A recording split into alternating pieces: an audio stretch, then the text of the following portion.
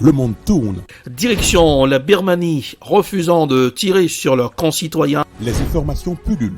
Tout de suite, voici les informations. C'est le moment d'ouvrir la page internationale avec Erlichi Dorelas depuis Boston, Massachusetts.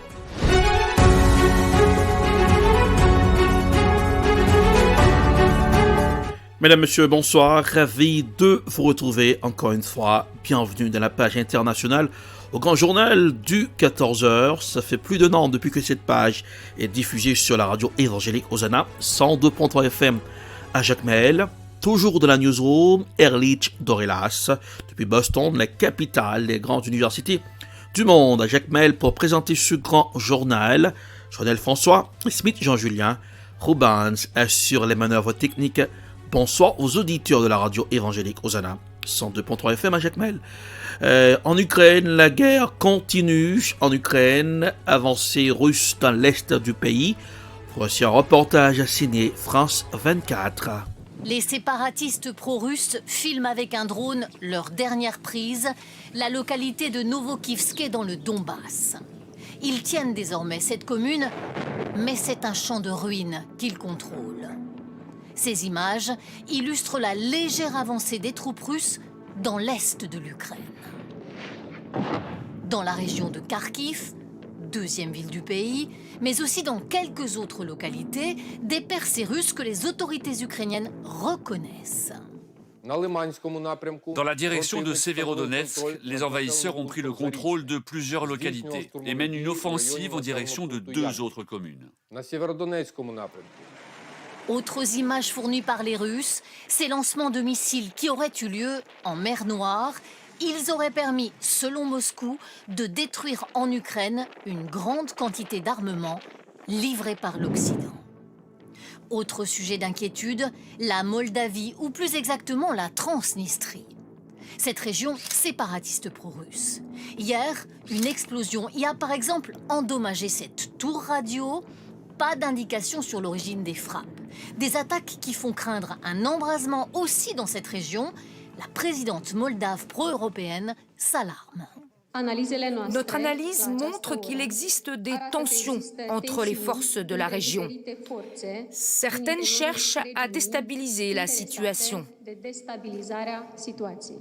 Malgré ces tensions, les autorités moldaves appellent la population au plus grand calme. Le président russe a parlé hier. Le président Vladimir Poutine s'est engagé devant les députés à ce que tous les objectifs de l'opération militaire du pays en Ukraine soient atteints. Voici un extrait de la déclaration faite par le président russe Vladimir Poutine. Je veux de nouveau insister sur le fait que tous les objectifs de l'opération militaire spéciale que nous menons dans le Donbass et en Ukraine, lancée le 24 février, seront remplis de façon inconditionnelle pour garantir la paix et la sécurité dans la perspective historique des habitants des républiques populaires de Donetsk et de Luhansk, de la Crimée russe et de la totalité de notre pays.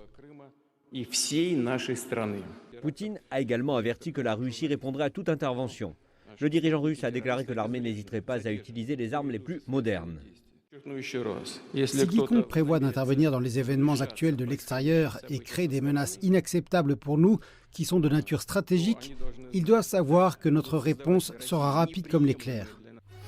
Au Burundi, les massacres de 1912 sont toujours dans la mémoire. La commission Vérité et Conciliation chargée de faire la lumière sur les massacres est accusée de partialité. Voici un reportage signé Africa News. C'est ici que les reliques du père de Laetitia Ngendakumana ont été retrouvées. Près d'un demi-siècle après sa mort, elle a pu identifier son corps grâce à ses dentiers en or. Les massacres de 1972 sont très présents dans la mémoire collective du Burundi. Entre 100 000 et 300 000 personnes ont été tuées. Laetitia n'avait que 10 ans lorsque son père a été arrêté à Bujumbura. Nous n'avons jamais su où mon père a été emmené. Ce que je sais, c'est qu'ils ont pris nos terres, ils ont pillé tout ce que nous avions. Nous avons vécu une vie misérable et nous avons dû retourner à l'intérieur du pays.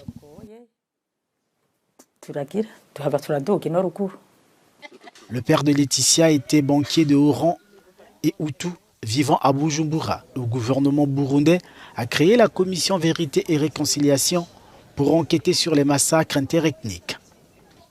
Depuis 2019, la CVR exhume des fosses communes dans tout le pays. Rien que dans la capitale politique Gitega, la CVR affirme avoir retrouvé près de 7000 victimes après l'exhumation de 9 fosses communes. En décembre dernier, elle a déclaré que les massacres constituaient un génocide. Dit qu'il s'agit d'un génocide commis contre les populations de l'ethnie Hutu au Burundi. Il s'agit d'un génocide parce que l'État a planifié, a organisé, a mis en exécution ce génocide. Parce que les moyens de l'État ont été utilisés. Mais la version est loin de faire l'unanimité. Des attaques d'extrémistes Hutus contre des Tutsis débutées le 29 avril 1972 ont provoqué des représailles qui se sont rapidement transformées en massacres de l'élite Hutu. Il faut quand même reconnaître qu'au Burundi, le conflit ethnique est une thématique, comment dirais-je, d'abord hautement instrumentalisée, et c'est une thématique constante parce que du temps où les Tutsis étaient au pouvoir, la lutte ou l'évitement du péril des Hutus était une thématique constante. Et aujourd'hui, c'est l'inverse, l'évitement du péril des Tutsis est aussi une thématique constante. Mais il est reproché à la commission d'avoir concentré ses recherches uniquement sur les victimes Hutus, oubliant les Tutsis.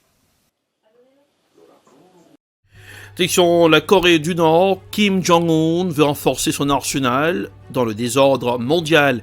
Les regards se tournent aussi vers Pyongyang. La Corée du Nord menace d'utiliser l'arme nucléaire en cas d'attaque du Sud. Kim Jong-un a ainsi mis en scène une nouvelle démonstration de force. Voici un reportage signé la 5 à l'émission C'est dans l'air.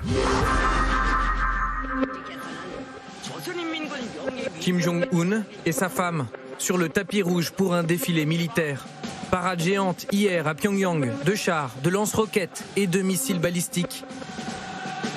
Démonstration de force du dictateur nord-coréen et un discours qui interpelle.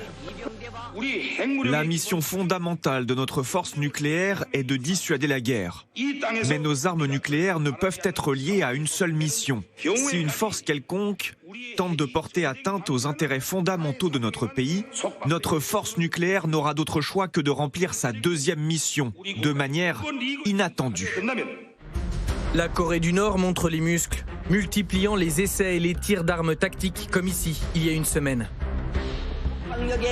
Fin mars, Kim Jong-un se met en scène, comme dans un film d'action. Il supervise le tir d'un missile intercontinental, capable d'emporter des ogives nucléaires. Des vidéos de propagande diffusées à la télévision d'État. C'est la première fois que les armes les plus puissantes du dictateur sont tirées à pleine portée depuis 2017. Inquiétude à Washington. Ces lancements, ces essais ont démontré que la Corée du Nord continue de donner la priorité à ses programmes d'armes et de destruction massive et de missiles balistiques aux dépens de la sécurité régionale et internationale.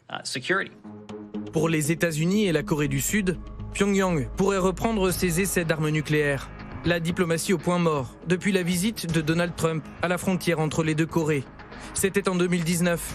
L'ancien président américain rencontrait Kim Jong-un pour une première historique. Je suis honoré. Voulez-vous que je traverse ? Un pas symbolique, insuffisant pour que Pyongyang renonce définitivement à son programme nucléaire. Dans le même temps, Kim Jong-un et le dirigeant de la Corée du Sud se rapprochent et promettent d'œuvrer pour la paix. Le président Kim Jong-un et moi-même tiendrons des réunions régulières et sur la ligne téléphonique directe, nous parlerons et discuterons et nous bâtirons notre confiance. Une confiance rompue aujourd'hui. De l'autre côté de la frontière, au sud de la péninsule coréenne, on s'inquiète des multiples essais militaires de Kim Jong-un. La dénucléarisation est le meilleur scénario, mais si la Corée du Nord ne renonce pas à ses armes nucléaires, nous devrions développer les nôtres. Ce sont les gens les plus pauvres de la planète, mais ils veulent faire la guerre. Le ton a changé à Séoul, où un nouveau président a été élu. Et il promet d'adopter une stratégie radicalement différente de celle de son prédécesseur pacifiste, en menaçant la Corée du Nord de frappes préventives. Afin de protéger la sécurité, les biens, le territoire et la souveraineté de notre peuple, nous construirons une défense nationale forte, capable de dissuader de manière fiable toute provocation. Nous traiterons sévèrement le comportement illégal et déraisonnable de la Corée du Nord. L'escalade militaire entre les deux Corées, officiellement en état de guerre depuis plus de 70 ans. Avant de refermer cette page internationale, zoom sur la guerre en Ukraine. Que dit la presse? La question qui a été posée, est-ce qu'on peut parler de la fin du nouvel ordre mondial ou de désordre mondial généralisé? Écoutons un extrait d'une émission sur TVL. Pierre-Antoine Plaquevent, si vous voulez bien, on va commencer avec les événements à l'Est, cette guerre en Ukraine. Vous dites que la Russie, au fond, a sonné le temps de la révolte contre la gouvernance mondiale en organisant ce que vous appelez une contre-attaque. Alors, quelles sont les origines profondes de cette guerre en Ukraine, Pierre-Antoine Plaquevent? Il y a deux volets. Il y a le volet déjà militaire. On parle rarement des exercices de grande ampleur menés par l'OTAN dans l'étranger proche de la Russie, et notamment en Ukraine, comme l'exercice rapide Trident, qui impliquait l'armée ukrainienne encadrée par des officiers américains. Donc ces exercices se répétaient d'année en année et devenaient de plus en plus conséquents. On parle évidemment, après il y a la version russe des événements sur les laboratoires de guerre biologique qui représentaient un danger imminent d'après les observateurs russes, et l'idée que dans ces laboratoires étaient même menées des recherches sur des agents biologiques ethniques qui viseraient spécifiquement les populations slaves, que seraient manipulés même des oiseaux, des oiseaux migrateurs, qui ont étudié le déplacement des oiseaux migrateurs en Russie pour pouvoir répandre ces maladies encore plus rapidement, et sans que ça soit perçu comme une attaque de guerre. Ce type de menaces-là, qui sont la militarisation d'un État qui était censé être neutre entre l'OTAN et la Russie. Et puis après, il y a l'aspect que j'ai plus spécifiquement étudié dans mes recherches, et notamment dans mon livre, c'est l'instrumentalisation avant la phase, on va dire, de militarisation de l'État ukrainien, l'instrumentalisation de la société civile au travers de l'influence des fondations reliées à l'Open Society de George Soros. La phase des différentes révolutions de couleur, donc une instabilité civile permanente qui après va accoucher de l'Euromaïdan.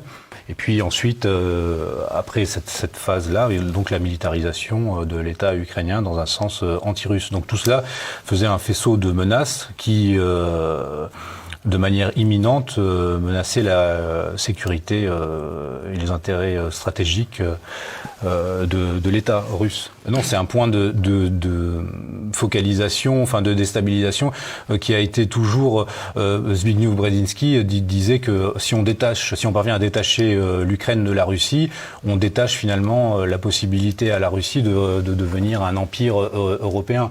Mais en fait, c'est aussi logique. C'est naturellement, de par sa position, l'Ukraine est un territoire entre l'Europe occidentale et la Russie, et l'obsession des géopoliticiens et des stratèges anglo-saxons, c'est de couper l'Europe de son arrière-fond euro-sibérien et de ses réserves énergétiques stratégiques. Et c'est ce qui est en train de se passer. Et effectivement, on inverse. Moi, je pense que la partie russe a essayé jusqu'au bout de négocier avec l'Occident, a accepté même le covidisme, comme on a eu en Occident, avec justement, là, ce qui est intéressant de voir, moi j'avais observé ça, la première banque russe, Sberbank, qui est en pointe dans une forme de transhumanisme à l'échelle russe, même avec un peu le même projet de grande réinitialisation, mais à l'échelle de la Russie, d'accaparement des secteurs clés, de l'éducation et autres, chose qui était... Et voilà, c'est ainsi que se referme cette page internationale pour aujourd'hui. Merci de l'avoir suivi. La production est signée Ed Prod, la réalisation Télébel Top pour les comptes de la radio évangélique Hosanna. 102.3 FM à Jacmel pour présenter cette page internationale Ehrlich Dorelas depuis Boston, la capitale des grandes universités du monde. N'oubliez pas, cette page est diffusée sur la radio Explosion Euronaïve, c'est sur la page de Télébel Top sur YouTube, Ehrlich Dorelas. Côté météo pour aujourd'hui, température sur Boston, 52 degrés Fahrenheit, 11 degrés Celsius. À Jacmel, 82 degrés Fahrenheit, 28 degrés Celsius. Bonsoir Joannel, bonsoir Rubens, bonsoir Smith Jean-Julien, bonsoir aux auditeurs de la radio évangélique Hosanna, 102.3 FM à Jacmel. Passez un excellent jeudi en compagnie de la radio. Bonsoir, à demain. C'était la page internationale avec Ehrlich Dorelas.